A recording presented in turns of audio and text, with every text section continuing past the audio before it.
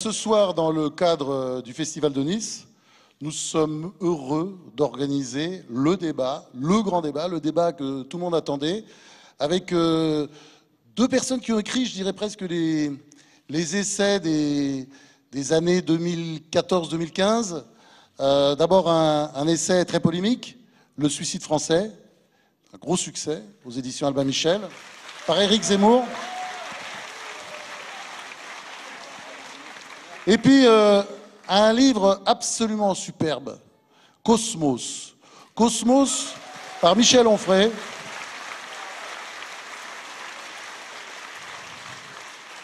C'est une tentative d'explication du monde et c'est pas fini, il y aura encore 2 tomes. Enfin, c'est un livre magnifique, c'est également un grand succès, Cosmos, aux éditions Flammarion. Alors, bonsoir à tous les deux. On vous associe souvent. Parce que vous ressemblez, je ne pense pas que vous ayez les mêmes idées, d'ailleurs on va le voir sur des tas de sujets. On va le voir. Non, vous ne ressemblez pas physiquement non plus d'ailleurs.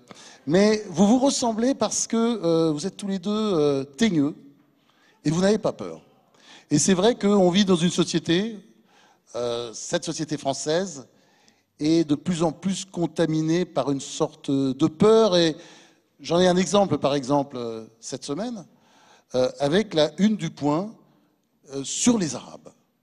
Le Point a l'idée de faire une sur les Arabes, mais en traitant les Arabes comme ils traitaient, je sais pas, l'Inde, la Chine, les Chinois, les Japonais, c'est-à-dire uniquement sur le plan de la civilisation. Donc c'est une civilisationnelle. Il y a tout de suite une énorme campagne sur les réseaux, attaquant le Point, ça c'est une vieille tradition pour islamophobie, et un tombereau d'insultes qui tombe sur ces dirigeants. Et ça, je trouve, c'est tout à fait frappant de ce qui se passe aujourd'hui. Et c'est bien qu'on en parle un jour où, justement, on doit se demander si on peut débattre encore en France aujourd'hui. Je sais qu'on va le faire avec vous deux, mais c'est vrai que ça devient de plus en plus compliqué. C'est-à-dire qu'on est dans le pays des anathèmes, où on ne peut pas parler de tas de choses, on ne peut pas nommer les choses. Voilà. Qu'est-ce que vous en pensez, Michel Onfray ? Alors moi, je dois dire que je défends le Point parce que le Point m'a défendu au moment où tout le monde m'a vomi dessus à l'époque de Freud. Mais je dois dire que cette une, je n'y souscris pas absolument, mais je sais ce que c'est qu'une une, parce que vous m'avez fait l'amitié de m'en consacrer deux ou trois. Plus que ça, tiens, il a oublié les autres déjà. Quelques-unes. Et ce sont souvent des arguments de vente. Et effectivement, on est obligé d'aller vite, plus vite qu'en 140 signes. Et si je me souviens bien, j'ai plus ça très exactement en tête, mais le titre, c'est Les Arabes. Et il y a un sous-titre avec quelque chose du genre du début de leur civilisation jusqu'aux problèmes qu'ils nous posent aujourd'hui. Et je trouvais que cette deuxième partie était quand même malvenue. On peut faire l'analyse de cette civilisation, de cette culture, et dire ce qu'est le Coran, etc. Mais d'imaginer que les Arabes nous poseraient problème aujourd'hui, ça me paraissait quand même pas très subtil. D'autant que l'intérieur du dossier n'aborde pas du tout ce problème-là, que c'est très sérieux, que moi j'y ai appris des choses, qu'on y interroge un historien du Collège de France qui m'a permis de prendre des notes. Henri Laurence, qui est un grand spécialiste. Absolument. Moi j'ai pris quelques notes parce que je vais faire des lectures à partir de ce dossier, mais je veux dire que le dossier ne méritait pas cette une. Mais pourquoi est-ce qu'on n'a pas le droit simplement d'écrire ça? Moi, je ne me souviens plus tout à fait de la formulation. Parce que dire que les Arabes posent problème... Mais tout pose problème. Je veux dire, les Bretons, les Corses, les Normands, les Niçois. Non. On n'entend pas. Ça manque un peu d'humour à Nice, c'est le seul problème. Sinon, tout va bien. Non, mais ça mérite une véritable analyse. La différence entre les Arabes, les musulmans qui ne sont pas arabes. Enfin, je veux dire que c'est beaucoup plus subtil que ça. Et si on veut penser l'islam, il faut justement éviter les gros sabots. Il faut être subtil tout en essayant, c'est ce qu'essaie de faire Eric et moi aussi et quelques autres, je veux dire, d'être informé, de donner des faits, et puis d'éviter d'aller trop vite sur des sujets comme ceux-là. Alors, Éric Zemmour. Alors, ça marche ? Oui, bien sûr. Tout marche. Alors, mon cher on Michel, est à Nice. Mon cher Michel, vous m'amusez beaucoup dans votre rôle de faux naïf, parce que je vais vous expliquer quelque chose de très simple que vous savez déjà et que vous faites semblant de ne pas voir. C'est que les journaux ont beaucoup de mal à se vendre, premièrement. Deuxièmement, il y a une rupture entre les journaux qui... comme il y a une rupture avec les politiques, comme il y a une rupture avec tout ce qui incarne les élites, parce que ce mot est un peu un mot valise, et évidemment, il y a des élites autoproclamées, il y a des vraies élites. Bon. Mais manifestement, il y a dans la population le sentiment très fort, de plus en plus fort, et ça fait 6 mois que je me balade en France et je le vois grossir de jour en jour, que les élites ne parlent pas le même langage que le peuple et qu'ils ne veulent pas les mêmes choses que le peuple et qu'ils ne s'intéressent pas aux sujets qui intéressent le peuple. Et donc, les journaux font exactement comme les politiques. Il faut qu'ils rattrapent par la manche les lecteurs. Et donc, ils font des unes qui leur donnent l'impression qu'ils s'intéressent au même sujet qu'eux. Et que, quand il y a des problèmes, qu'il y a des sujets qui leur posent problème dans leur vie, eh ben, les journaux doivent essayer de leur dire « Mais vous voyez, nous aussi, on s'intéresse mais vous êtes au même sujet. journaliste depuis très longtemps. Ben, c'est ce que fait la presse depuis toujours. Mais absolument. Là, mais j'ai pas fini. Vous n'êtes pas en train de découvrir Mais la Lune pas un du peu, tout, non? Ah bon. parce que c'est la deuxième partie qui a changé. Mais dans le cadre, l'Express, je fais exprès de citer l'Express parce que c'est le grand spécialiste de ça et je trouve que c'est les hebdos qui ont tous imité l'Express, je vais vous expliquer en quoi. Et dans le cœur des hebdos, alors là, on redresse, si vous voulez, le cœur des hebdos s'adresse, alors là, aux élites. Et on leur dit, vous voyez, on a fait une un peu populiste, comme on dit aujourd'hui, mais dedans, on va expliquer aux gens que c'est pas du tout ce qu'ils croient et on va les rééduquer.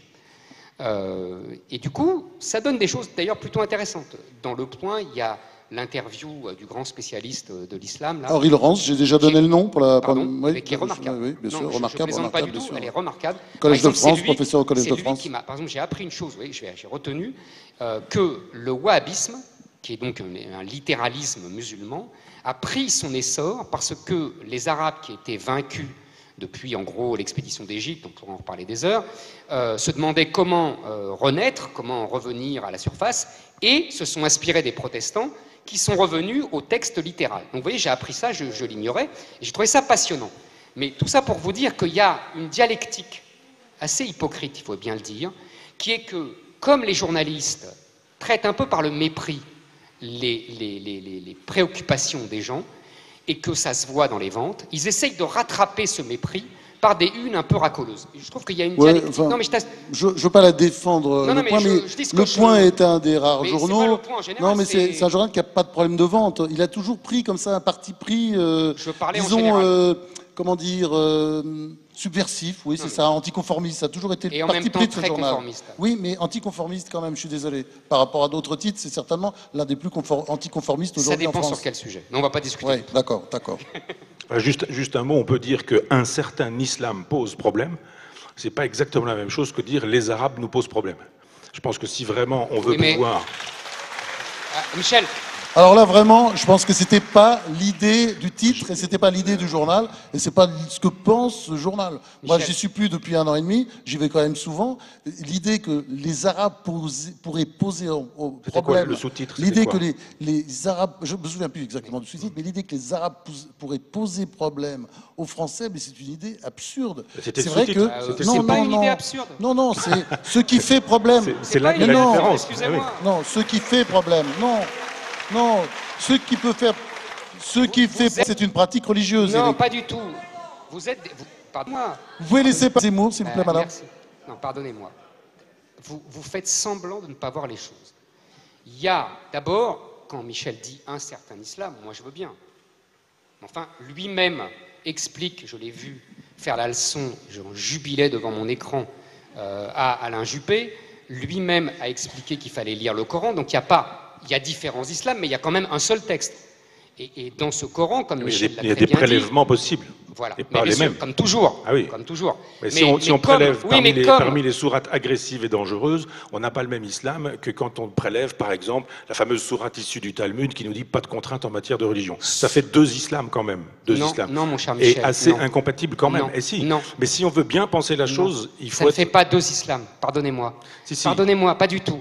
Pour des tas de raisons. D'abord parce que, en islam, dans le Coran, le dernier texte est supérieur aux autres. C'est ce qu'ils appellent la règle de l'abrogation, premièrement. Et deuxièmement, de façon beaucoup plus conjoncturelle, le wahhabisme, qui est un littéralisme et qui donc s'applique et qui applique littéralement le texte, est en train de vaincre tous les autres. C'est ça l'époque. Et troisièmement, quand on parle arabe et musulman, je sais bien, évidemment, que tous les arabes ne sont pas musulmans et que Bah tous oui. les musulmans ne sont pas Bah, arabes. il suffit d'aller en pays arabe. Non, mais merci. Que tous les musulmans ne sont pas terroristes. Non, mais, merci. Non, merci. mais si on veut penser finement, Non, mais il faut quand même d'accord. éviter. Non, mais ça, Non, mais c'est bien de le dire au départ. Non, mais d'accord. Eric, en plus, c'est pas gênant d'ailleurs. Alors, Je vois d'accord, pas. c'est bien de le dire au départ. On le dit. Mais maintenant, il faut nuancer dans la nuance.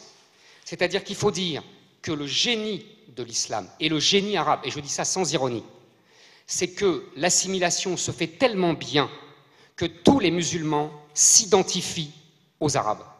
Et que pour un musulman, il est au moins de façon mythologique un arabe. Tout Que l'islam. ça soit un Pakistanais, que ça soit... Non, si, tout l'islam si. indonésien. Non. Mais dans l'imaginaire, cher Michel. L'imaginaire français.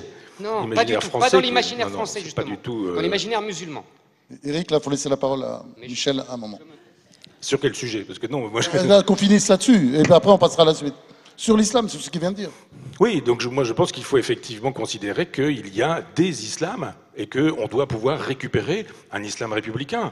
Mais il y a plein de... Non mais...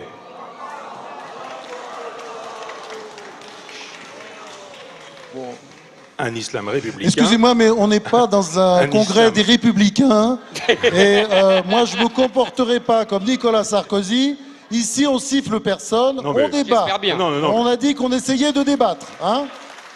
Non, mais c'est pas grave. Je disais tout à l'heure que tout dépend du prélèvement. Personne n'a sifflé. J'ajoute un islam républicain. Quelques-uns sifflent. Il faut être cohérent.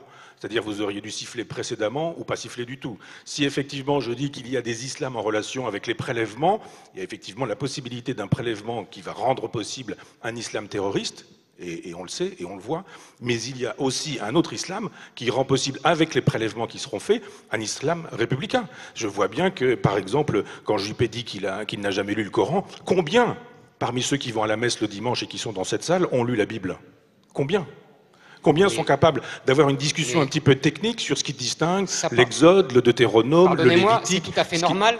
Parce que le catholicisme n'est pas un texte du livre. Non. Ce n'est pas une religion. Le problème, il n'est pas là. Ça passe justement par les prêtres. Inscrit dans l'histoire, et il faut faire de l'histoire et pas de l'idéologie. Quand on fait de l'histoire, il y a une diversité des islams, il y a des lectures possibles du Coran, il y a des sourates abrogeantes, des sourates abrogées, je le sais bien, sauf que personne ne peut nous dire quelles sont lesquelles. Si. Non. C'est chronologique. Non, pas du tout. C'est chronologique, c'est facile. Mais si vraiment... Et les plus guerrières sont les dernières. Si vraiment on veut faire un travail très précis, le Coran a été écrit sur plusieurs siècles. Et alors, de sorte... Ah ben oui, non mais faisons de l'histoire pour le coup et pas de l'idéologie. Et quand on fait de l'histoire, il y a eu des Corans divers et multiples, mais ça ne se dit pas, mais des Corans divers et multiples jusqu'à ce qu'à un moment donné, on décide qu'il y aurait un Coran, et aujourd'hui on ne parle plus que d'un seul Coran. Où est la vérité? Mais certains ça, diront comme la Torah. Non, mais certains diront le Coran le plus près, le plus vrai, est celui qui est le plus près du prophète. D'autres diront, mais non, pas du tout, c'est le dernier. Parce qu'on sait très bien que si on a envie d'être agressif, on va justifier la Mecque ou Médine. Si on a envie d'être pacifiste, on va justifier la Mecque ou Médine, etc. Et que c'est a posteriori qu'on fait ces choses-là. Il y a des gens qui ont envie d'être violents, Coran ou pas, et il y a des gens qui, Coran ou pas, ne sont pas violents. Il suffit simplement de regarder autour de soi. Tout le monde connaît des musulmans qui boivent de l'alcool, qui mangent du porc, qui sont républicains, qui n'ont jamais voulu de vote communautariste. Ça existe aussi. Ils ne sont plus musulmans, Michel. Non, mais c'est comme les chrétiens qui aujourd'hui... Mais il y a des chrétiens aujourd'hui... Non, ils le sont. Il y a des chrétiens aujourd'hui qui ne croient pas au ciel, au paradis, au purgatoire, à l'Immaculée Conception, qui ne savent pas ce qui distingue l'Assomption de l'Ascension. Ils ne sont plus chrétiens. Eh oui, mais ils sont catholiques. Mais ça, j'y peux rien. Non, oui, ils sont de culture alors à ce moment-là, il ne reste plus beaucoup de catholiques. Et on n'est même pas bien sûr. On est bien d'accord. Et on n'est même pas bien sûr que le jour où le pape François nous dit que si on dit du mal de sa mère, il va mettre une gifle à l'autre, on n'est même pas bien sûr que le pape soit catholique. On est bien d'accord. Alors si même le pape ne l'est plus, effectivement, on va avoir du mal. Alors. Bon, Eric répond et après on passe à la suite du débat. Parce qu'on a d'autres sujets. Hein. Ah bon, d'accord, très bien. Non, mais c'est très simple. Je pense que je suis en désaccord avec les deux branches de l'alternative de Michel. Quand il dit il y a un islam terroriste, je ne suis pas d'accord. Il n'est pas terroriste. Excusez-moi. Simplement, il applique, on pense au califat islamique, on pense aux frères Kouachi, etc. C'est ça quand il parle d'islam terroriste, j'imagine. Pas du tout. Pour moi, le califat islamique applique de façon littéraliste le Coran. Le Coran, c'est très simple, cher Michel. C'est pas le dernier, le premier, le pas dernier, le premier. C'est être Mahomet. C'est ça. tous les musulmans sérieux vous le disent. C'est il faut refaire tout ce qu'a fait Mahomet. Or, Mahomet, il n'a pas seulement dit aimez-vous les uns les autres, pour paraphraser Jésus-Christ, il a aussi dit il faut tuer, il faut exécuter, etc. Et il l'a fait, contrairement à Jésus et contrairement même à Moïse dans la Torah, qui était un chef de guerre, mais qui, lui, ne participait pas au combat. Vous connaissez l'image des bras qu'on portait, c'est-à-dire qu'on portait les bras de Moïse comme ça, et quand Moïse se tenait les bras en l'air, les Hébreux gagnaient dans le désert, et dès qu'ils baissaient les bras par fatigue, ils perdaient. Et c'est pour ça qu'il y a deux types qui sont venus lui soutenir les bras. Pourquoi je vous dis ça? Pour vous montrer qu'il y a une différence de comportement. Il n'est pas d'accord sur Jésus. Est-ce que je peux répondre sur Jésus? Parce que quand on dit Jésus, pacifique, etc. Jésus, il a tué personne. Il a tué personne, sauf qu'il nous met dehors les marchands du temple avec un fouet. Mais il ne tue pas. Mais il ne tue pas. Il ne tue jamais personne. Non. Voilà. Je voudrais finir là-dessus en disant que c'était le Jésus qu'Hitler aimait beaucoup. Il y a dans Mein Kampf que dans Mein Kampf. Je suis désolé, qui a lu Mein Kampf? On va recommencer. Vous avez le droit de... Ah bah là, il n'y a pas grand monde. Hein. Ah bah oui, mais moi je l'ai lu. Ah oui, mais moi je l'ai lu. C'est ça le problème. Quel courage! Mais non, mais je veux dire, tout le monde a un avis sur le Coran, n'a pas lu le Coran. Tout le monde a un avis sur le christianisme, n'a pas lu le christianisme. Et tout le monde n'a pas lu la Bible. J'ai et pas tout fini, le monde... tout le monde a un avis sur Mein Kampf sans l'avoir lu. Non. Moi, je l'ai lu et je dis effectivement... S'il vous plaît. Je dis effectivement qu'il y a dans Mein Kampf un éloge du Jésus qui chasse les marchands du temple. Maintenant, vous faites comme vous voulez, vous pouvez me huer. Mais simplement, c'est dans le texte. Non, je dis simplement que quand, fidèle à ma position, on peut prélever ce qu'on voudra dans le Coran et lui faire dire ce qu'il veut, on peut prélever, même pas dans la Bible, dans le Nouveau Testament, des moments où Jésus fait l'éloge de la violence et même des paroles de Jésus où il dit qu'il n'est pas venu pour la paix, mais pour faire la guerre. Mais il ne l'a fait pas. Sauf que quand on l'a fait au nom de Jésus, c'est au nom de ces textes-là qu'on le fait. Et s'il y a l'Inquisition, ça ne se fait pas contre Jésus. S'il y a les croisades, ça ne se fait pas contre Jésus. S'il y a des ethnocides en Amérique du Sud, ça ne se fait pas contre Jésus. Ça se fait au nom du Jésus qui chasse les marchands du temple. Bien sûr, mais alors... Et d'autres diront, mon Jésus à moi, c'est celui qui pardonne les péchés, c'est celui qui n'agresse pas. Théorie du prélèvement. On ne va pas débattre 3 heures sur Jésus, parce que là, vous faites de la sémantique. Mais je finis mon histoire de terroriste. Pour moi, ils ne sont pas terroristes. Simplement, ils appliquent strictement la charia. C'est-à-dire que les frères Kouachi ont appliqué une exécution par un tribunal islamique. Et Daesh, j'ai coutume de dire que l'Arabie Saoudite est un Daesh qui a réussi. C'est exactement la même chose. Et maintenant, pour l'islam républicain, pour moi, c'est un oxymore. C'est-à-dire qu'on ne peut pas, à partir du moment où, qu'est-ce que c'est que la République? C'est le pouvoir du peuple, et c'est la loi qui s'impose, la loi des hommes qui s'impose à la loi de Dieu. Tout ça est le contraire de l'islam, qui ne connaît que la loi de Dieu et qui ne connaît que la soumission à la loi de Dieu. Vous allez me dire immédiatement, le judaïsme aussi et le christianisme aussi, et je vous dirai, vous avez raison, sous réserve, on ne va pas faire des discussions théologiques 3 heures, sauf que, et le christianisme et le judaïsme se sont vus imposer, pour le christianisme c'est par la République, pour le judaïsme c'est par Napoléon en 1807, des contraintes très strictes, et se sont vus imposer des suppressions de références et ont dû se soumettre à la loi républicaine. Le problème, c'est très exactement ce que je dis avec l'islam. C'est qu'on n'a jamais eu, on n'a pas eu de Bonaparte en France depuis, et que donc c'est ça qu'il faut faire avec l'islam. Je suis entièrement d'accord. Mais c'est bien ce que je dis. S'il y a effectivement une comptabilité, il faut que quelqu'un qui soit républicain soit capable de dire que c'est l'islam qui obéit à la République et pas la République à l'islam. Bon. Merci. Donc c'est intéressant ce débat quand il a commencé, parce que je vous demande vraiment de rester calmes les uns les autres, parce que l'idée de ce débat, c'est quand même peut-on débattre en France? Moi j'aimerais bien qu'on puisse montrer, d'autant plus que ce débat est télévisé, qu'on puisse montrer qu'on peut débattre à Nice sans forcément s'insulter dans le public. Alors, non mais vraiment, un peu de calme, ça fera du bien. Donc là on va lister un certain nombre de problèmes. On pensait que ce débat... comment dire, ce serait pas vraiment un débat. Moi, j'étais sûr qu'il y aurait des points de désaccord. Vous voyez, déjà, ça commence sur l'islam. Il y a un point de désaccord clair entre Michel Onfray et Éric Zemmour. On va aborder un deuxième sujet. Et moi, on m'a beaucoup dit, je l'ai lu d'ailleurs dans la presse, qu'ils étaient d'accord là-dessus. Moi, je suis pas sûr. Moi, je suis le seul libéral sur cette estrade, parce que je suis libéral, j'ai jamais caché mon jeu. Bon, Michel Onfray a une réputation d'antilibéral, Éric Zemmour aussi, et pourtant j'ai du mal à croire que, et on va peut-être commencer par lui, que Michel Onfray soit systématiquement antilibéral. Pourquoi?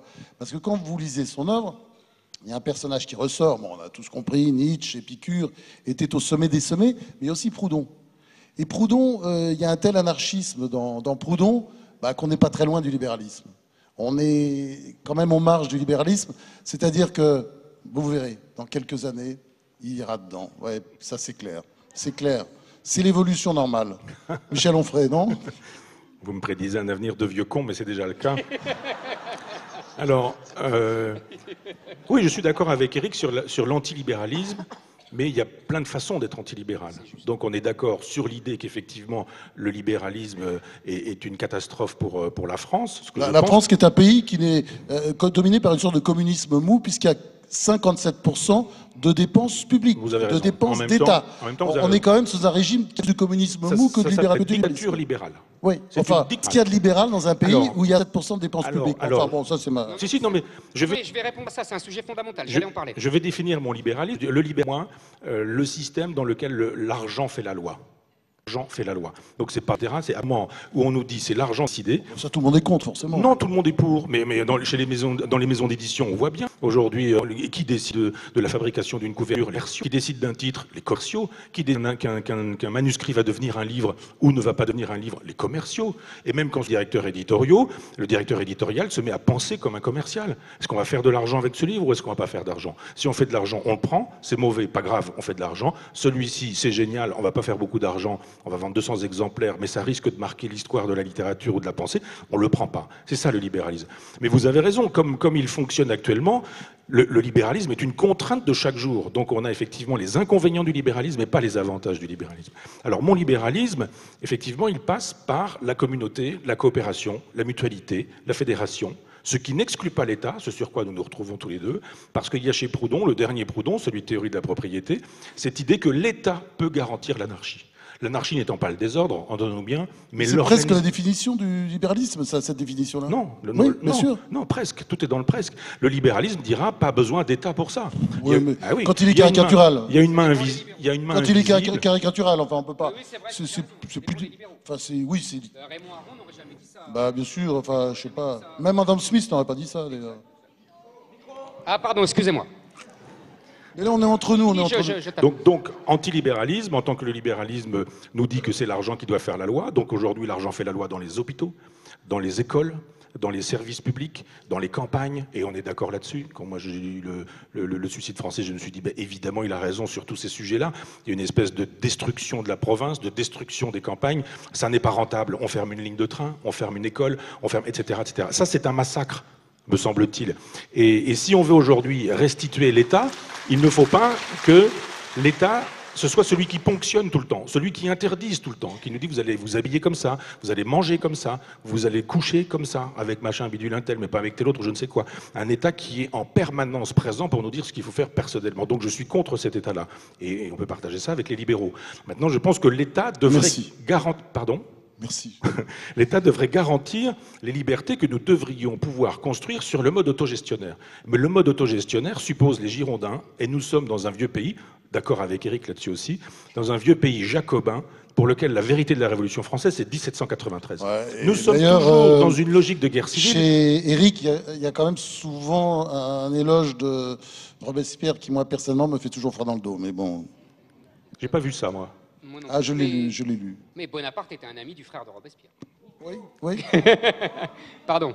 J'ai dit, Robespierre peut-être pas, mais en tout cas, Bonaparte était un des meilleurs amis du frère de Robespierre. Donc, voilà. Auguste, hein. Voilà. C'est à moi? Bon. Alors, je vais essayer d'abord l'argent. J'entends bien ce que dit Michel. Je me méfie toujours un peu quand on attaque là-dessus, parce qu'en fait, autant que je me souvienne, j'ai toujours entendu que l'argent régnait. Vous savez, dans Moi, je suis fou des Mémoires de Saint-Simon, et à toutes les pages, il explique que le règne de Louis XIV, c'est le règne de l'argent, et il explique que la plus grande honte qu'il ait connue, c'est quand le banquier Samuel Bernard a, au bras du roi, visité le chantier de Versailles, et que Louis XIV s'est transformé en guide, et que Saint-Simon se sentait humilié parce que le roi des rois se transformait ainsi en guide pour un banquier, un financier infâme, etc. Donc, la domination de l'argent, c'est vraiment une constante, et en l'occurrence, c'est très chrétien. De la part de Michel de dire ça, il montre bien qu'il est fondamentalement chrétien. Mais c'est un chrétien, pas une insulte voilà, dans ma c'est un bouche, chrétien qui ne se connaît pas encore, mais vous verrez. Et voilà, c'est ce que je veux lui dire. Et venant de moi, c'est encore plus savoureux.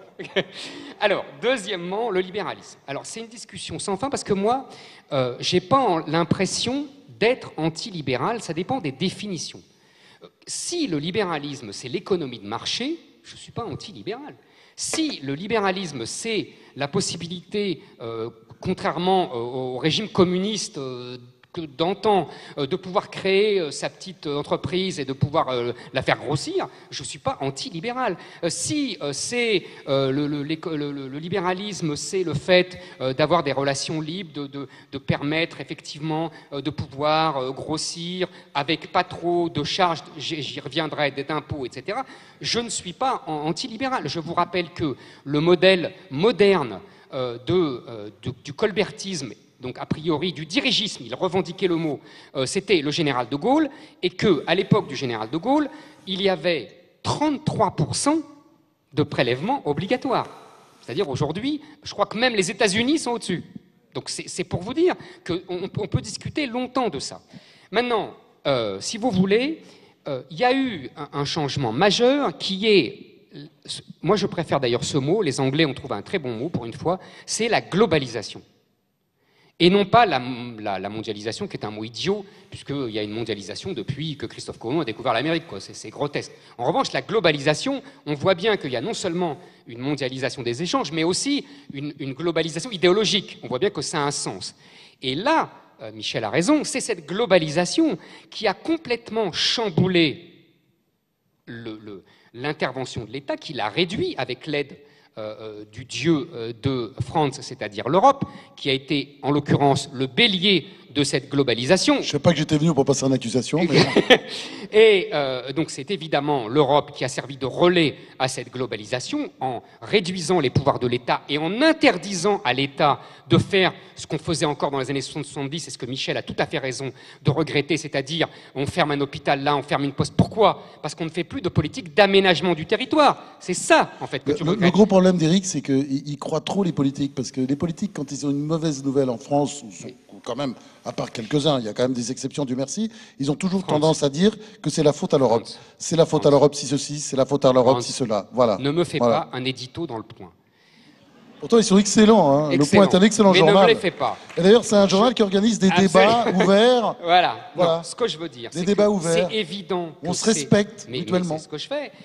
C'est évident que c'est l'Europe, France. Sérieusement. C'est l'Europe, là où tu as raison, avec l'accord de tous les gouvernements. Je ne dis pas le contraire. Mais en tout cas, ils ont... du peuple. Voilà, à la place du peuple. Bon. Maintenant, en fait, j'ai lu récemment un livre tout à fait remarquable d'un polytechnicien qui s'appelle M. Sarlat, je crois, et qui dit cette chose que je crois, ça m'a permis d'avancer dans ma réflexion. Il dit en fait, nous sommes trop libéraux et trop sociaux. Je m'explique, ça va être très rapide.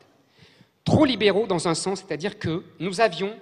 La tradition française, j'étudiais ça quand j'étais à Sciences Po, ça date pas d'hier, c'est le capitalisme sans capitaux. On a un capitalisme sans capitaux, c'est-à-dire que contrairement aux anglo-saxons, contrairement aux Allemands qui ont les banques régionales qui financent la banque industrie, nous, on a un capitalisme sans capitaux. Et donc on a inventé, depuis Napoléon III à peu près, et surtout depuis le général de Gaulle et Pompidou, un capitalisme d'État. Ça permet à l'État de protéger les entreprises, parce que sinon, il n'y a pas de capitaux, et donc elles sont bouffées. Dans les années 80, c'est là que Michel sera d'accord, on a privatisé au nom de l'idéologie libérale de la globalisation, sous l'influence de l'Europe, mon cher Franz. On a privatisé. Si, l'acte unique, etc. Plus de politique industrielle, plus d'aide d'État. Qu'est-ce qu'il Si, faut pas si, entendre, Franz, en plus, il faut lire, c'est comme le Coran, ça. C'est même pas payé. Il faut lire les traités, ça. Qu'est-ce qu'il faut Et donc, mais si. Et Non, donc, c'est même pas payé, qu'est-ce qu'il faut entendre? et donc, Mais si j'étais payé encore. on a lâché nos entreprises avec l'épisode provisoire et ridicule des noyaux durs, tu t'en souviens, Franz, de Balladur, qui n'ont duré que quelques années. Pathétique, mais ça c'était... pathétique, oui, mais ça n'empêche... C'était oui. copain, c'était ton mais copain. D'accord, oui, c'est pour permettre de financer les campagnes électorales, on est d'accord. Mais c'était pas seulement ça. C'est toi qui l'as dit, c'est pas moi. C'était pas seulement ça, c'était aussi pour essayer que les banques et les grands instituts d'assurance protègent nos entreprises. Et puis ça s'est effiloché. Et qu'est-ce qu'on a aujourd'hui? On a des grandes entreprises françaises qui n'ont pas d'argent, qui n'ont pas de capitaux parce qu'on n'a pas de fonds de pension comme les anglo-saxons et qu'on n'a pas de banques régionales comme les Allemands et qui se font bouffer par les grandes entreprises. Et deuxièmement, ça c'est le trop de libéralisme. Et deuxièmement, trop de social, et là tu vas être content, parce que là tu as raison, 57% de prélèvements obligatoires, c'est une folie. C'est évidemment une folie. Évidemment, les entreprises sont... De dépenses publiques, hein, parce que les prélèvements obligatoires sont au-dessous. Ils sont de l'ordre de 47%, ou choses comme ça. Ça monte tout le temps, de toute façon. On dépassera la barre des 50%. Mais pourquoi ça monte? Et tu sais bien que c'est financé par l'endettement. Pourquoi ça monte et pourquoi c'est financé par l'endettement? Parce que justement, on ne maîtrise plus du tout nos grandes entreprises qui délocalisent à mort, qui créent du chômage ici, qui créent de la richesse uniquement à l'étranger, Renault étant l'exemple emblématique que je donne dans le livre avec la politique de M. Schweitzer, qui était l'ancien patron. C'est ça la politique de nos grands groupes qu'on a fabriqués, nous, et qui aujourd'hui ne crée de la richesse qu'à l'étranger. Alors, moi, je voudrais savoir quel est le rapport avec la choucroute, parce que bon, on parle du libéralisme, et on explique que c'est l'Europe qui a introduit le libéralisme, et que c'est à cause de l'Europe donc que les campagnes françaises aujourd'hui sont complètement massacrées, que les villes moyennes disparaissent les unes après les autres. Phénomène que je ne constate pas du tout dans d'autres pays européens qui ont d'autres systèmes économiques comme l'Allemagne et l'Italie, par exemple. Donc moi je voudrais juste demander à Michel de répondre, puisque là on est parti peu à peu du libéralisme vers l'Europe, qui sont deux problèmes d'ailleurs qui sont liés. Mais je veux savoir, est-ce qu'il a une vision aussi négative de l'Europe qu'Éric? Éric qui a une vision alors politique pour le coup, mais est-ce qu'on peut pas, si on a une vision historique, hein, moi j'essaie de, évacuons l'économie. Pensons à ce qu'était l'Europe après la Deuxième Guerre mondiale. Quand Jean Monnet, De Gaulle, Konrad Adenauer et quelques autres, Robert Schuman surtout, ont décidé sur les décombres de la Deuxième Guerre mondiale de dire voilà, plus jamais ça. Allez, on va essayer que ça recommence plus jamais. Est-ce qu'on n'est pas aussi arrivé aujourd'hui en Europe à un moment où beaucoup de gens qui croient que l'histoire a commencé le jour de leur naissance, par exemple Éric Zemmour, pensent que finalement, bon, l'Europe, c'est pas un problème, c'est pas un problème. Allez, repréparons la prochaine guerre contre les Allemands. Non, ça je crois que ça a été un argument idéologique au moment où il a fallu voter pour Maastricht. C'était un des coups de génie pervers de Mitterrand, de laisser croire que c'était oui à l'Europe, donc oui au progrès, oui à la paix, ça voulait dire non à la guerre, oui à l'amitié entre les peuples, disparition du chômage, plein emploi, amour des peuples, etc., etc. On nous a dit c'est ça l'Europe, et si c'est pas ça, c'est la haine de l'Europe. Si c'est la haine de l'Europe, c'est la guerre, c'est la xénophobie, c'est le racisme, on monte les gens les uns contre les autres, etc. Comme la chose a été présentée, pouvait-on faire autre chose que dire oui, je suis européen? Ils n'ont pas gagné de beaucoup. Hein. À mon avis, même, je ne suis pas sûr, mais j'ai presque une hypothèse, et on peut même imaginer que les Français avaient voté contre, et que le cynisme de Mitterrand aurait rendu possible une erreur de calcul, comme ça s'est fait aux États-Unis avec George Bush, qui fait que à 20h, moi je me souviens, j'avais regardé la télévision, à 20h on donnait des résultats et on ne pouvait pas les donner. Et alors évidemment, il y avait toutes les huiles politiques qui étaient là en train de dire on a gagné, on n'a pas gagné, on a perdu, je ne sais quoi. Et Mitterrand arrive, patelin, à 20h20, en disant c'est court, mais nous avons gagné, je vous remercie. Qui est allé refaire les calculs? Hypothèse. Mon cher Michel, il n'avait même pas besoin de truquer les résultats, puisque de toute façon, si le non avait gagné, il nous aurait fait revoter un an après. Oui, non mais on a vu en 2005. Donc de toute façon, tant qu'on n'aurait pas voté, oui, il nous aurait fait voter. C'est la démocratie à la mode européenne, ça. C'est qui ça? Éric Zemmour, c'est qui? C'est les méchants? C'est les méchants. Il y a des très belles pages de Pierre Danino sur c'est les méchants. Mon cher Michel, c'est les méchants. Mon cher France. En 2005, lors du référendum, le second, que donc le non a gagné, il s'est passé deux choses. La première, c'est qu'on nous a, c'est pas il, c'est on, c'est-à-dire le Parlement français, sous la présidence de Sarkozy, nous a refait voter le même texte qu'on avait refusé à l'Assemblée. Si ça, c'est pas un déni de démocratie, je sais pas de quoi on parle. Et deuxièmement,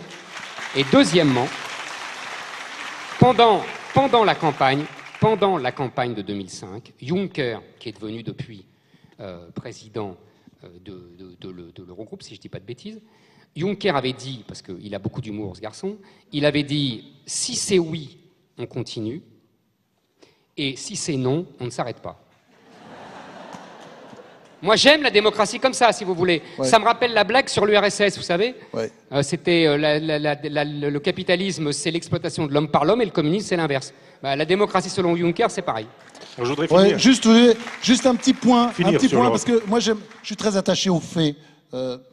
Eric aime beaucoup la démocratie, moi j'aime beaucoup les faits, ça va être mon côté journaliste. La démocratie, moi. Or, ce que Sarkozy a fait voter après, ça n'était pas le traité, je suis absolument désolé. C'est la même chose sans les symboles. Puisque c'était un traité constitutionnel qui créait des institutions, et ces institutions, à ma connaissance, n'ont toujours pas vraiment été créées. Quand on regardait la Constitution qu'avait faut dire, sorti au forceps Valéry Giscard d'Estaing, c'était une constitution qui donnait un vrai président, qui donnerait un vrai pouvoir, un vrai exécutif politique à l'Europe. Aujourd'hui, le problème de l'Europe, comme il n'y a pas de pouvoir, mais non, il a dit ça pour faire passer la pilule. Alors. Mais non, mais tu sais très bien, on va les comparer si tu veux. On va les comparer, tous les deux. Absolument. On va les comparer. Ils n'ont pas de rapport. D'accord. C'est faux, mais c'est pas grave. Alors, ce serait bien que le débat puisse être serein. Et qu'on puisse dialoguer vraiment. Cool. Si vous permettez. Alors... Oui, sur la question de l'Europe, on nous a dit l'Europe, c'est ça. Si c'est pas ça, c'est la haine de l'Europe. Simplement, il aurait fallu qu'on puisse dire, mais il y a des façons diverses et multiples d'être européen, et je ne vois pas qui pourrait ne pas être européen. Moi, tous les amis que j'ai qui n'ont pas voté, et Eric l'est probablement aussi, il est européen, mais pas l'Europe libérale. Simplement, si l'Europe est libérale, c'est pas non plus une espèce de monstre qui fonctionne seul, c'est simplement parce que les pays libéraux ont fait de l'Europe l'Europe libérale. C'est-à-dire que si on vote et que la France vote et qu'elle est libérale, elle fabrique une Europe libérale. Et comme aujourd'hui, les gens qui vont au pouvoir de droite et de gauche sont des libéraux, de toute façon, on n'a que ça à nous proposer. Pardonnez-moi, vas-y. Et donc, on a bien vu, là pour le coup, on parlait des faits tout à l'heure, que ce qui a été promis à l'époque, quand on nous disait, s'il y a l'Europe, il y aura le plein emploi, la fin du chômage, l'amitié des peuples, la fin de la guerre, etc. Il y a eu depuis exactement le contraire. Augmentation du chômage, augmentation du racisme, augmentation... En France, mais regardez ailleurs, faut regarder un peu. Regardez, sortez des frontières, regardez ce qui se passe à côté. On va sortir des frontières. On a vu ce qui s'était passé, et le truc habituel, c'était comme avec le communisme, c'est-à-dire s'il y avait du goulag, c'est parce qu'il n'y avait pas encore assez de communisme. Voilà. Et là, on nous dit si ça marche pas, non. Regardez ailleurs, regardez l'Allemagne. Pourquoi ça marche en Allemagne? Pourquoi ça marche dans d'autres pays? Pourquoi ça marche en Europe du Nord? Pourquoi ça marche pas? Cool. On débat. Je vais être rapide là-dessus, juste en disant qu'on aurait dû dire que ça ne marchait pas. La preuve... En France. Bah oui, mais on peut faire. Et dans quelques autres pays, Attends, mais non. bien sûr. Je peux bon. D'abord, Franz, il ne faut pas mettre dans le même sac Jean Monnet et le général de Gaulle. Si, c'est tout à fait. Tu as dit des gens comme Jean Monnet et le général de Gaulle ont fait. Ils n'ont pas fait la même chose. Je ne les avais pas mis ensemble, mais c'est pas grave. Le général de Gaulle détestait Jean Monnet. Il estimait que c'était un agent de la CIA. Il n'était pas loin de la vérité, mais peu importe. Excuse-moi. Voilà. Je m'excuse. Bon. Deuxièmement... C'est même pas payé, il faut entendre des trucs comme ça. Oui, c'est embêtant. La réalité, c'est fou. Deuxièmement... la réalité, c'est la fantaisie. Non, c'est pas la fantaisie. Il était lié depuis la Première Guerre mondiale aux services américains, et ce sont les services américains qui ont financé tous les mouvements pro-européens dans les années 46-47. Merci. Applaudissez. Oui, applaudissez parce que c'est la vérité. Et Sheila était un homme aussi. Oui, c'est ça. Bon. Enfin, la vérité. Je continue. Donc, il y a deux Europes. Et moi, je ne me plaçais pas sur la discussion avec Michel sur le libéralisme. Ça vient après, si tu me permets. Le début, c'est une Europe, les vieux débats de notre jeunesse, à tous. C'est Europe fédérale, Europe des États. Tu te souviens? On se souvient tous de ça. C'est la polémique entre le général de Gaulle et Jean Monnet, justement, et les démocrates chrétiens. En fait, L'Europe, au départ, c'est une idée démocrate chrétienne. C'est la volonté de l'Église et des démocrates chrétiens de refaire l'empire européen sur les ruines des États-nations qui ont été ruinés par les 2 guerres mondiales. C'est ça l'origine. Et on a un type qui s'élève contre ça, c'est De Gaulle. Voilà tout. Attends. Et en fait, je vais grossièrement, on n'a pas 3 heures, mais c'est quand même ça. Et le résultat, c'est que les deux ont échoué. C'est là où je suis d'accord en partie avec toi. C'est que l'Europe fédérale a échoué. C'est le référendum de 2005, on n'en aura plus. Et l'Europe des États a évidemment échoué. Et sur cet échec, ce double échec, il y a, sur cette ruine, si tu veux, des 2 modèles qui auraient pu, après tout, se penser. Tu vois, soit l'Europe des États à la De Gaulle, soit une Europe impériale avec une sorte d'empire, une espèce de nouveau Bonaparte ou de nouveau Charles Quint, etc. On aurait pu imaginer. Non, on a l'entre-deux qui est le pire. C'est-à-dire une espèce de désordre, de trucs ni fait ni à faire, dans lequel s'engouffre ce que tu appelles le libéralisme, c'est-à-dire le pouvoir des grandes entreprises, c'est-à-dire le marché qui domine tout, c'est-à-dire le droit. On ne parle jamais du droit, mais le vrai vainqueur de tout ça... T'es devenu Besancenot, là, maintenant, toi, non ? Mais pas du tout, mais c'est un fait. Le droit européen est un scandale. Le droit européen nous a privés de toute souveraineté. C'est le vrai scandale, c'est le droit européen, ce n'est même pas le marché. Hein ? Et non mais il a raison, parce que oui, moi je fais des conférences depuis très longtemps, et pour se faire applaudir par une assistance, et y compris à Nice, vous dites du mal de l'Europe ou des élites, ça marche très bien. Applaudissez. Michel. Je vais dire du mal de l'Europe et des élites aussi. Parce que on peut quand même dire qu'on veut l'Europe, qu'on veut l'État et qu'on repense l'État. Ah bah oui, mais c'est aussi... Eh bien non, pas dans la logique d'un Proudhon, le dernier Proudhon, théorie de la propriété, qui nous explique que l'État peut garantir les options libertaires, celles auxquelles je crois, d'une nation. Proudhon dit à la fin de sa vie, à la fin de son œuvre en même temps, que... Là, on a un vrai sujet. Ah oui, que l'État, on est dans une vieille logique allemande, germanique, hegelienne, philosophique, enfin l'État avec une majuscule, et on considère qu'on essentialise l'État, il faudrait aimer l'État ou ne pas aimer l'État. Mais le droit aussi, c'est très germanique. C'est-à-dire bien sûr. Notre conception du droit européen, elle est germanique Absolument. aussi. Et pas latine, comme on est d'accord. On est d'accord. C'est-à-dire que si on veut repenser l'État, et on peut le faire, et on doit le faire, et pas du tout dans les catégories de l'absolu, du genre on aime, on n'aime pas. Ça, c'est la grande philosophie allemande, la grande tradition de la philosophie allemande. C'est plus subtil, la tradition française. Elle n'est pas dialectique, elle n'est pas hegelienne, et elle est pragmatique. Elle est pragmatique, c'est-à-dire que Proudhon, il dit, mais ça sert à quoi l'État? Si ça sert à exploiter, c'est pas bon. Si ça sert à libérer, c'est bon. Donc moi, j'ai été bêtement longtemps contre l'État pour cette raison-là, jusqu'à ce que, découvrant cet ultime texte de Proudhon, je me dis, mais il a raison. C'est comme une pomme, c'est comme un couteau. On peut peler une pomme, on peut égorger son voisin avec un couteau. C'est la même chose avec l'État. On peut exploiter les gens avec l'État. On a vu ce que ça donnait avec le fascisme dont l'État est l'instrument absolu. On peut aussi libérer les gens avec l'État. Le général de Gaulle faisait de l'État un instrument de la libération de la nation, du peuple et de la souveraineté. Et il était traité de fasciste par toute la gauche. Évidemment, absolument. Non, mais on est d'accord aussi là-dessus. Donc je pense que si vraiment on voulait penser à gauche, ça les changerait. Mais il pourrait effectivement avoir une autre conception de l'État en disant l'alternative, c'est pas l'État ou pas d'État, c'est un autre État. Et l'État qui garantirait les citoyens, qui les garantirait même face à cette Europe qui est devenue elle-même un État exploiteur, eh bien ce serait l'occasion de permettre des contre-pouvoirs. Mais ça, c'est un projet politique national, ça devrait pouvoir exister. Ce n'est pas possible dans le cadre actuel. Actuel, c'est vrai. Bon alors, ce débat avait très bien commencé sur l'islam, parce que vous n'étiez pas d'accord. Sur l'Europe et le libéralisme, bah, on sent des... Ouais, là, plutôt un semi-accord. Moi, je me sens exclu totalement. Une critique commune, mais pas forcément des solutions communes. Oui, c'est ce que j'allais dire, parce que moi, sur... Que je ne partage pas du tout, parce que sur Proudhon, j'ai beaucoup de choses à dire sur le... Ouais. Donc, on est pas d'accord là-dessus. Mais, j'aimerais maintenant qu'on aborde d'autres sujets. Non, monsieur, s'il vous plaît, on s'en fout de votre avis.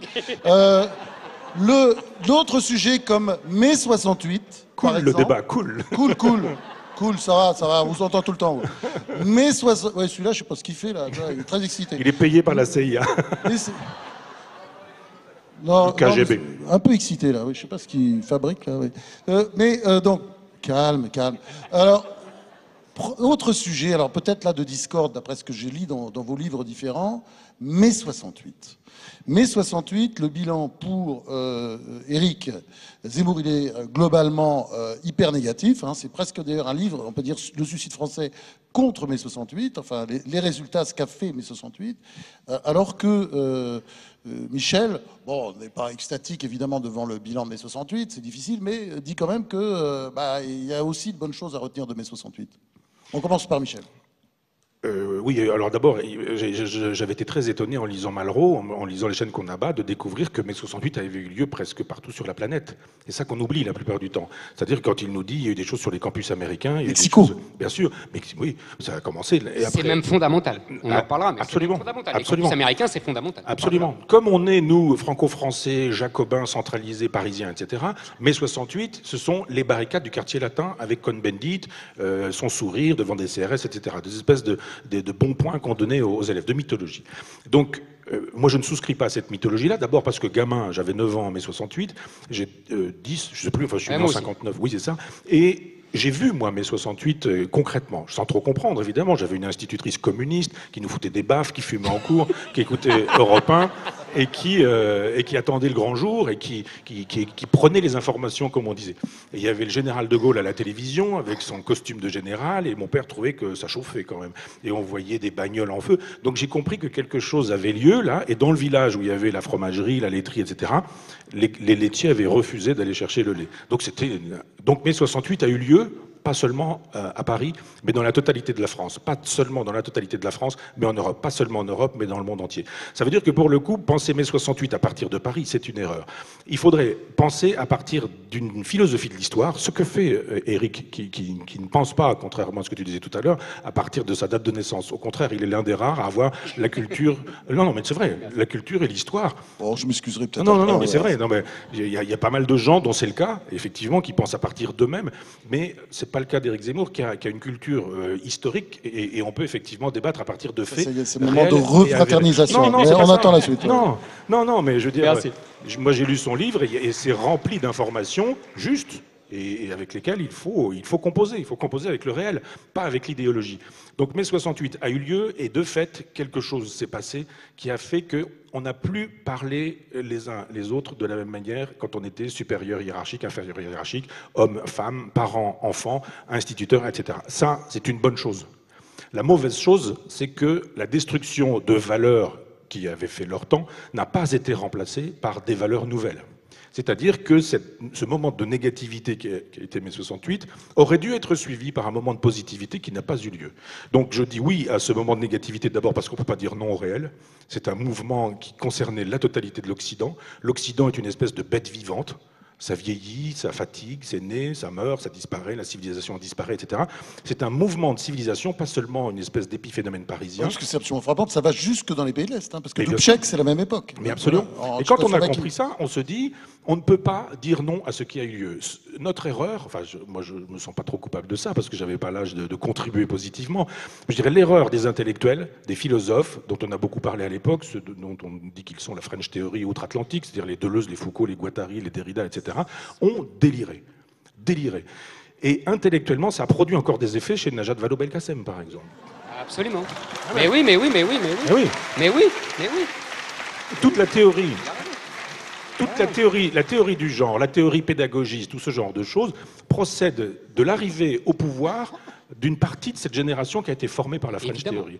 Et on ne peut pas faire comme si ça n'avait pas eu lieu. Alors c'est très beau sur le papier la French Theory, la théorie du genre. C'est très beau sur les campus, quand on nous explique que le masculin, féminin, les hormones, la biologie, la nature, tout ça n'existe pas. Nous sommes des concepts, nous sommes des êtres de papier dans un temps de la disparition de l'individu et de la mort de l'homme. C'est bien sur un campus. Sauf que quand ça produit des effets dans la réalité et que dans mon école, l'école de mon village, 500 habitants, on nous fait le coup de la théorie du genre avec des gamins qui sont déjà perdus et qu'on les perd sur leur identité sexuelle, on se dit, il y avait effectivement un travail de positivité, un travail de valeur de substitution qui n'a pas été fait, auquel cas mai 68 a fait un travail intéressant de nettoyage pour que l'histoire puisse avancer, mais l'histoire n'a pas avancé parce qu'elle s'est mise à bégayer et à faire des choses terribles.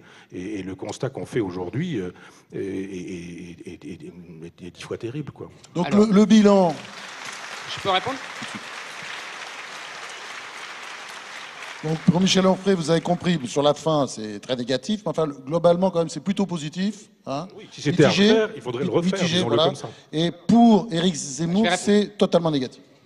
Alors, d'abord, il faut bien comprendre, et Michel a tout à fait raison, de dire que c'est un mouvement occidental très profond qui vient des États-Unis, qui vient des campus américains dans les années 60, qui a été remarquablement analysé. Mouvement noir aussi en même temps, aux États-Unis. Attends, c'est exactement ce que j'allais dire. C'est évidemment lié. Qui a remarquablement été analysé pour la France par Revel, qui a été sans doute génial.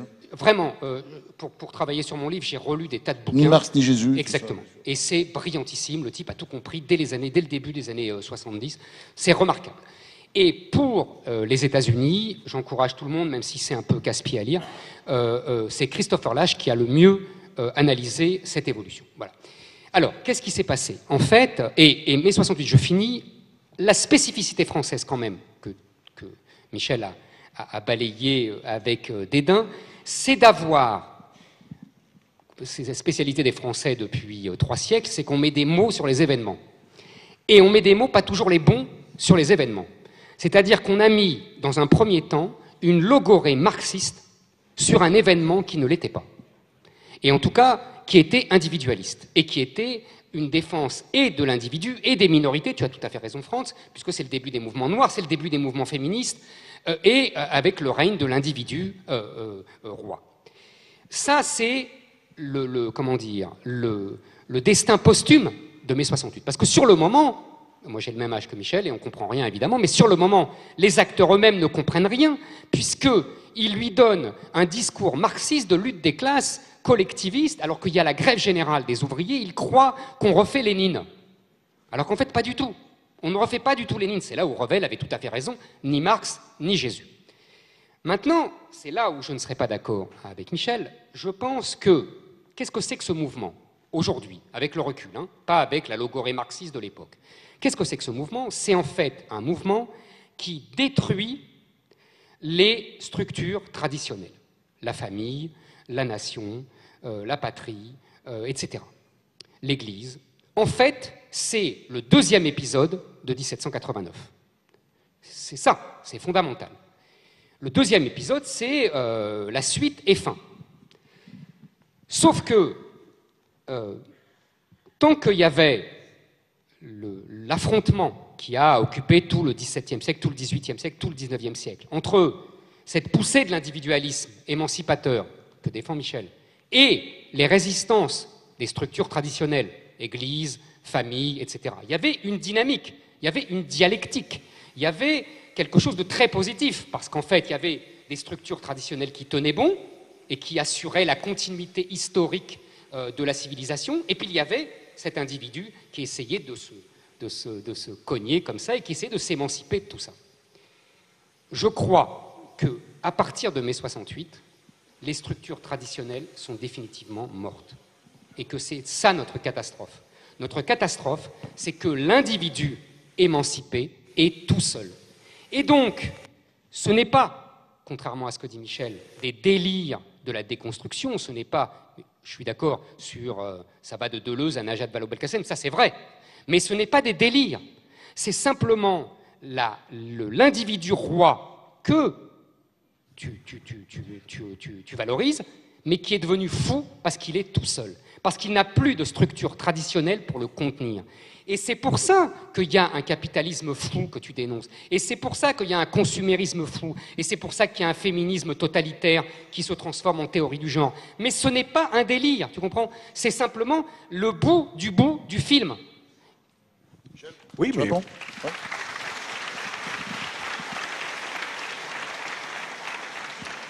Oui, je suis d'accord avec ça, sur cette idée qu'effectivement, il y a une grande négativité qui n'est suivie d'aucune positivité. Mais pour une raison... Parce qu'il n'y a plus rien pour contenir. Pour une raison bien simple, c'est que Mitterrand avait envie du pouvoir, et que tout cet après mai 68, parce qu'il y a mai 68 et il y a l'après mai 68, et on confond souvent les mêmes choses, les deux choses. C'est-à-dire qu'il y a un mouvement qui est sauvage, divers, multiple. Les communistes ne l'aiment pas beaucoup, il y a des anarchistes dans la rue, il y a des trotskistes, il y a des situationnistes, il y a des gens qui sont là parce que les autres y sont, il y a des gens qui ont envie d'autre chose. Enfin, c'est vraiment très divers et très multiple. Et puis après, il y a l'esprit de mai 68.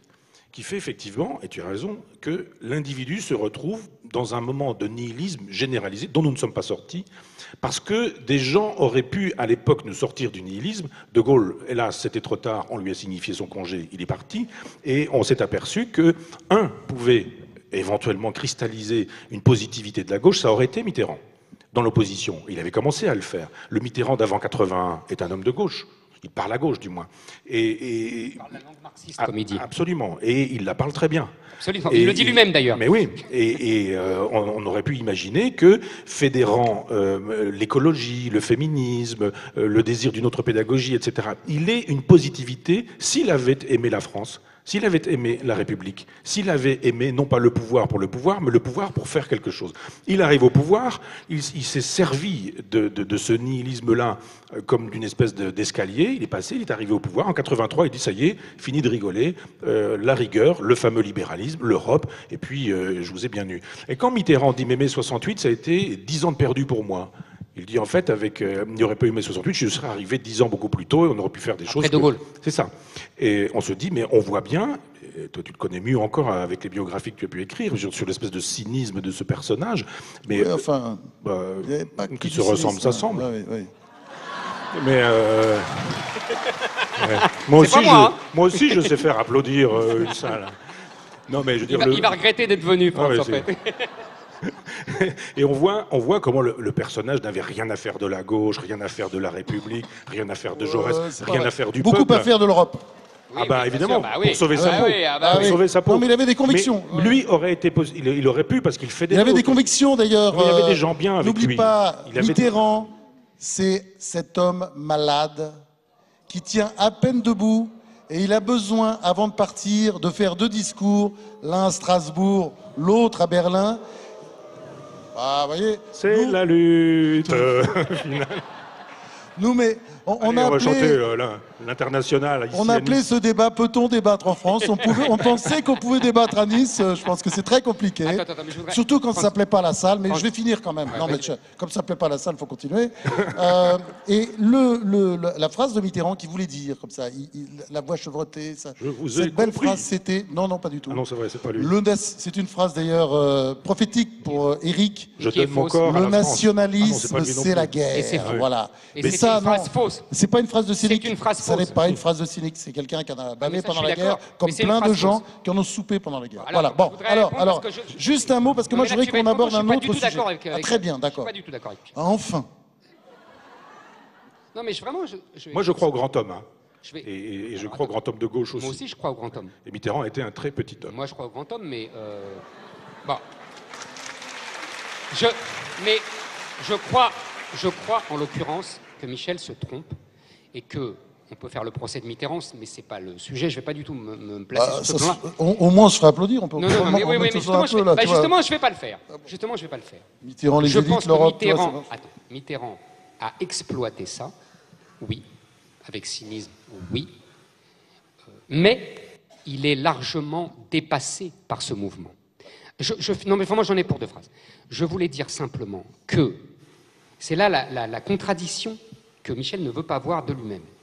Il ne peut pas dire qu'il est favorable à ces mouvements émancipateurs qui détruisent les structures traditionnelles. Enfin, comment ne pas l'être? Mais moi, je suis pas favorable. Bah attends, les mouvements féministes, obligés. Non. Bah attends, t'as vu comment les femmes étaient Mais traitées? elles étaient pas maltraitées du tout. C'est un mythe. C'est un mythe. Elles n'avaient même pas le droit d'avoir des carnets de chèques. Oh là. Fallait demander au mari. Heureusement que Giscard est passé par là. C'est terrible comme cet argument-là. Non mais c'est extraordinaire parce que cet argument revient en boucle. Mais tout le monde s'en fout. À l'époque, personne n'a de carnet de chèques. Les ouvriers sont payés à la semaine. Enfin, mais vraiment. Et c'est pour ça que je... Laisse-moi finir. Allez, Après, les tu vas dire femmes que c'est à fini. la cuisine. Les Oh femmes là. à la cuisine. Mais les femmes ont toujours travaillé, France, voyons. Au Moyen-Âge, elles sont déjà sur les marchés. Arrête avec cette caricature à la Françoise l'héritier, c'est bon. Donc je continue. Je pense que ces mouvements émancipateurs que vous soutenez tous les deux et qui ont détruit les structures traditionnelles ont été les idiots utiles de ce capitalisme que tu vomis. C'est-à-dire que tu ne peux pas défendre les uns et attaquer les autres. Il faut choisir. Soit tu es toi aussi l'idiot utile de ce capitalisme-là, soit simplement tu dis, ah bah oui, il aurait peut-être fallu réfléchir avant. Donc, Ces tu veux dire on mouvements-là... envoie les chars contre les femmes et les noirs, Non, c'est ça? oh. Non, mais je résume. Non, sérieusement. Je vais Non, répondre. sérieusement 2 minutes. Non, sérieusement 2 marche minutes plus. parce que c'est important. C'est important. Je pense, c'est pour ça que je citais tout à l'heure Christopher Lasch. Christopher Lasch explique très très bien comment le capitalisme américain, dès les années 20, a utilisé et le mouvement des suffragettes féministes et s'est servi des psychanalystes et des psys en tout genre pour détruire le patriarcat ouvrier, pour faire des ouvriers des machines à taylorisme et pour que les gens deviennent des consommateurs. Je veux dire, c'est vraiment important. L'analyse de Christopher Lasch est brillante et elle ne date pas de mai 68, elle date des années 20. Et les années 60 ont été que la conséquence de cette action-là. C'est pas là, on n'est pas dans la caricature et j'essaye d'être le plus honnête possible. Et c'est pour ça que je dis, il faut choisir. Soit on dit bravo ces mouvements émancipateurs, et je peux comprendre. Vous voyez, je peux comprendre. Mais on ne vient pas après me dire « Ah, c'est horrible ce capitalisme consumériste et exploiteur ». Non, il faut choisir. Réponse de Michel. Alors, je persiste à dire qu'il fallait ces mouvements émancipateurs, que le statut des femmes était quand même catastrophique avant. C'est pas vrai, si, mais c'est enfin, un mythe, ça. On va pas refaire... Tu crois que c'est pas catastrophique aujourd'hui d'avoir 10 journées en une? Enfin, Ah non, mais je dis pas ça. Alors, Non, non, je dis pas ça. Non, arrêtons avec non, le sort des femmes. Juste... Bah si quand même. Je veux dire, si, l'avortement, la contraception, la possibilité de divorcer, la possibilité de... La contraception n'existait non, pas. Pas passer Ça sa vie à n'existait se pas. faire frapper par un mari n'existait qui aurait pas. tous les droits. Non, ça là-dessus, c'est impossible de ne pas souscrire. Enfin, le problème, il n'est pas là, il est que dans... Mais c'est des lieux pour communs répondre- idéologiques. Non, mais pour répondre à ta remarque, il y a un mouvement d'émancipation qui n'est pas suivi par une positivité. C'est ça mon problème. Et c'est pas parce que la positivité n'a pas suivi qu'il faut critiquer le mouvement de négativité ou le moment de négativité. Je veux juste dire que l'après-mai 68 aurait dû permettre aux leaders de gauche, à des leaders de gauche, que ce soit Georges Marchais, que ce soit Mitterrand ou que ce soit Robert Fabre à l'époque, chacun dans son domaine, ou d'autres encore, ça pouvait être Alain Krivine dans le paysage politique de l'époque, de dire que fait-on de positif? Il y a des valeurs à gauche. Il y a des valeurs à gauche qui font qu'on doit pouvoir proposer pour le travail, pour la famille, pour la patrie, s'il ne faut pas prendre ces instances-là, pour l'école, pour le rapport à son propre corps. On aurait pu, à l'époque, avoir des individus, parce qu'il y avait des gens qui pensaient et qui étaient des pragmatiques. Je songe à Chevènement, je songe à Badinter. Voilà des gens qui étaient capables, à l'époque, d'avoir... Mais ils n'étaient pas d'accord. Hein. Non, mais parce que, pour des raisons bien simples, c'est que Mitterrand a fait de l'électoralisme comme aujourd'hui à gauche, voulait être élu, quand il a été élu, voulait être réélu, et n'a rien eu à faire de la France, de la République, de la trace dans l'histoire. Tu prends ça par le petit Non, bout je de la pense lorgnette. qu'un grand homme de gauche, c'est pas quelqu'un qui veut être élu et réélu. Mais ça dépassait Mitterrand, ça dépassait tout ça. Ça l'a dépassé parce que ça faisait Tu as la bien son même, tout à affaire. l'heure, tu t'es moqué très judicieusement. Et ça a agacé Franz. Et j'étais d'accord avec toi. Quand tu as dit, on nous fait exactement comme le communisme. Si ça marche pas, c'est qu'il faut plus de communisme. L'Europe, si ça marche pas, c'est qu'il faut plus d'Europe. Et tu fais la même chose. Tu nous dis, si mai 68 n'a pas marché, c'est qu'il fallait encore plus de gauche. Non, j'ai pas dit ça. Non, j'ai pas dit ça. Simplement, Non. ça ne Je le- marche pas. je le redis en parce une que- phrase, je parce dis, que il y a eu un avait moment- plus de contraintes. Il y avait plus de contraintes. La contrainte, c'est bien. C'est tout. C'est ça qu'il faut apprendre. pas- Et comme on a J'ai pas dit détruit le toutes les contraire. contraintes, J'ai pas dit le eh ben contraire. voilà. Non. J'ai dit qu'on pouvait. Le moment de négativité était nécessaire. La preuve, il a eu lieu. Je dis juste. Ah non, ça c'est un providentialisme. Non, ça c'est mais- tout est bien. Non, mais Lisbonne, je- il y a un tremblement de terre à Lisbonne, c'est Dieu qui veut le bien. mot Tu fais la même bien, chose. je ne l'ai pas utilisé. Ah si, t'as dit la preuve, il a eu Non, lieu. je dis ça a eu lieu. Maintenant, après que ça ait eu lieu, il y avait la possibilité de repenser et la gauche, et la République, et la France, et la nation, etc. Non. Les gens du CRS le faisaient à l'époque avec Oui. Chevènement. Mais ils avaient une vision traditionnelle de la République qui reposait sur une société hiérarchisée qu'on avait abattue. Mais personne ne veut que la hiérarchie disparaisse. Simplement, Si. non. Mais bien sûr que si. Non, jadis, avant mai 68, disons-le comme ça, la hiérarchie était de droit divin. C'était l'homme sur la femme, c'était les parents sur les enfants, quel que soit le père, quels que soient les parents, c'était le patron, etc., etc. Moi, je suis pour la hiérarchie dans la mesure où elle est consentie et librement consentie. On doit pouvoir accepter qu'effectivement, des gens sachent et d'autres ne sachent pas. Par exemple, l'idée qu'à l'école, ce soit les enfants qui apprennent des choses aux enseignants, C'est du délire. C'est pourtant ce qu'on nous enseigne aujourd'hui. Je pense qu'effectivement, on doit pouvoir, à gauche, proposer des valeurs qui soient post-68 hard et qui ne soient pas dans la logique du « avant, c'était un homme, une femme, pour la vie. Si c'était une catastrophe sexuelle, fallait faire semblant de faire comme si ce n'était pas le cas. On avait un mari violeur, on trompait son mari, on faisait 5 enfants. Mais c'était ça, la vie avant. Après, il y a eu la contraception, il y a eu l'avortement, il y a eu la possibilité du divorce. Juste aller jusqu'au bout de mon truc pour dire que ça n'a pas été idéal dans la mesure où on a dit maintenant tout est possible, tout est pensable, allons-y. Et on a eu des intellectuels qui ont défendu la pédophilie, on a eu des partous dans des groupes... Mais ça, c'était les années 70, hein, oui, je te rappelle. Hein. Et bien c'est pour moi la négativité. Simplement l'idée que... Non, c'était la liberté. Associer la sexualité à ce qu'elle était précédemment, c'est-à-dire la famille, la tradition, la reproduction, etc., associer la sexualité à ces choses-là. Ça n'a jamais été associé, tu lis Casanova et tu sais que c'est pas associé. C'était des élites. Mais c'était pas des élites, tout le monde raisonnait comme ça. Le libertinage de l'aristocratie, Voyons, le peuple... mais non. Juste dire que nous avons à gauche manqué le train des valeurs. Et nous aurions pu défendre des valeurs de gauche qui auraient permis d'éviter le réactionnaire, c'est-à-dire au sens étymologique, c'est pas une insulte, hein, mais celui qui voudrait restaurer un ordre ancien en disant c'était mieux avant, en disant non, c'était pas mieux avant, mais ça aurait pu être mieux que ce qui a eu lieu parce qu'il y a eu un défaut de pensée, un défaut de réflexion, un défaut de positivité et que nous sommes coupables de ce défaut. Michel, tu es, pardonne-moi, une nouvelle incarnation d'une phrase que j'adore et qui est maintenant un peu galvaudée, c'est la phrase de Bossuet « Dieu rit de ceux qui déplorent les effets dont ils chérissent les causes ». Et tu viens d'en donner une nouvelle preuve. Et non, je persiste à croire que les valeurs sont encore à construire. Moi, je n'ai pas fait mon Mais des valeurs, elles ne se construisent pas. Elles sont le produit des siècles de civilisation. Elles ne se construisent pas comme ça. Justement, c'est une transition pour... là, on arrive à la fin de ce débat.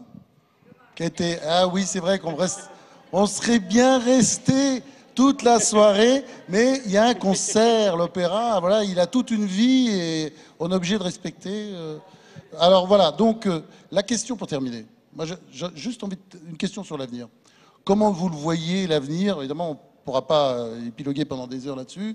Mais bon, il y a Michel qui est pessimiste, au fond, qui a une vision très pessimiste de l'histoire. De l'autre côté, Éric est pessimiste, mais je ne suis pas sûr qu'il le soit tant que ça. C'est-à-dire, il est très pessimiste. Alors, on commence par qui? Allez, une bataille de pessimistes, alors, maintenant. Allez, Michel? Moi, je ne me sens pas pessimiste, je me sens tragique. Ce n'est pas exactement la même chose. C'est-à-dire qu'il y a dans l'opposition optimiste-pessimiste, l'optimiste voit le meilleur partout, le pessimiste voit le pire partout. Moi, je sais, c'est un peu prétentieux, mais de voir le réel là où il est, comme il est, et quand il n'est pas réjouissant, de dire qu'il ne l'est pas. C'est ce que j'appelle un tragique, en ce sens. Je pense qu'on est tous les deux tragiques. Absolument. Après, il faudrait dire ce à quoi on croit. Moi, je persiste à penser en termes de civilisation. Je pense qu'on a le nez dans le guidon, que Internet, Twitter, etc., les informations en temps continu, le jet continu avec les informations qui sont là en permanence, nuit et jour, tout ça fait qu'on est dans un éternel présent et qu'on est incapable de penser et le passé et le futur. Et grâce soit rendue à Éric Zemmour d'avoir de l'histoire, la connaissance de l'histoire, de renvoyer à l'histoire. On est dans une époque qui est ignorante en matière d'histoire, c'est terrible, c'est terrible. Je crois juste que quand on est dans une perspective de civilisation, relire Hegel, c'est le son sur la philosophie de l'histoire, y compris des philosophes dont il suffit de prononcer le nom pour se faire insulter, Spengler, Toynbee, pas pour dire qu'on est spenglerien, mais juste pour dire qu'on doit pouvoir sortir du vieux schéma chrétien et marxiste, du genre le progrès toujours, et on s'en va vers une espèce de parousie du prolétariat ou ce genre de choses, mais de dire non, ça ne se passe pas comme ça. Tout le monde a vu les pyramides, tout le monde a vu le Parthénon, tout le monde a vu le Forum romain, et tout le monde a vu que ces civilisations étaient mortes. Les civilisations sont mourantes, elles sont mortelles, on le sait depuis Valérie, ici à Nice, on devrait le savoir mieux encore, et je pense que notre civilisation est mourante. Alors je ne dis pas c'est bien, c'est pas bien, on devrait faire ceci pour conjurer, il faudrait revenir à des valeurs anciennes ou je ne sais pas quoi, je dis juste qu'il y a un constat qui s'effectue et qui fait la démonstration, après on va pas rentrer dans le détail, mais que le judéo-christianisme a eu lieu, qu'on peut en faire une date de naissance en disant voilà Constantin, début du IVe siècle, avec une espèce de montée jusqu'au XIIe siècle, par exemple, quand on voit le nombre des monastères cisterciens qui se construisent au XIIe siècle, on se dit il y a une grande vitalité chrétienne, simplement ça s'en va, ça disparaît doucement, et là nous sommes en queue de comète, nous avons fait notre temps, cette civilisation est morte. Il reste à peu près ce qu'Épicure faisait à l'époque où il ouvre son jardin, c'est-à-dire de dire le bateau coule, mais il y a la possibilité d'être dans un salut personnel, c'est-à-dire d'être droit, d'être debout, et de dire le nihilisme ne passera pas par moi. Alors,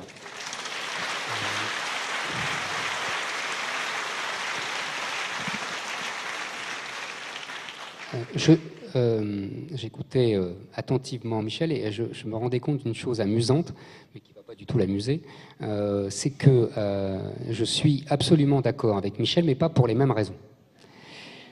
C'est-à-dire qu'effectivement, je suis moi aussi un esprit un peu tragique, qu'on caricature en pessimisme. Mais simplement, je sais que l'histoire est tragique et que voilà. Deuxièmement, t'es pas très joyeux non plus. Hein. Non, je peux être joyeux aussi, mais bon. En revanche, et je pense aussi que notre civilisation est en train de mourir. Maintenant, contrairement à Michel, je ne pense pas que ce soit notre civilisation judéo-chrétienne qui meurt. Je m'explique en 2 mots, c'est très simple. La civilisation judéo-chrétienne, elle est morte depuis longtemps. Elle a été tuée depuis le XVIIe siècle par justement l'avènement du cartésianisme, de l'individualisme, de la raison, qui s'est émancipée de Dieu. Hein, le fameux mot de Nietzsche, Dieu est mort, qui ne veut pas dire, mais Michel le saura 10 fois mieux que moi, l'expliquer beaucoup mieux que moi, qui ne peut pas dire que Dieu est mort, mais que Dieu est en train de mourir justement dans l'esprit des gens, et que c'est pour ça que la civilisation est en train de changer. Cette civilisation qui reposait sur, je disais l'individu, sur la science aussi, hein, sur le règne de la... Pardon ? Sur le règne de la science. Oui, de la laïcité, madame, absolument, c'est lié aussi, c'est-à-dire une séparation de la religion et de l'État. Cette société, donc, née au XVIIe, dans l'esprit de Descartes, et qui continue comme ça à s'émanciper avec les Lumières, avec le XIXe siècle, avec Victor Hugo, avec le XXe, etc., etc. C'est cette civilisation-là qui, pour moi, est en train de mourir.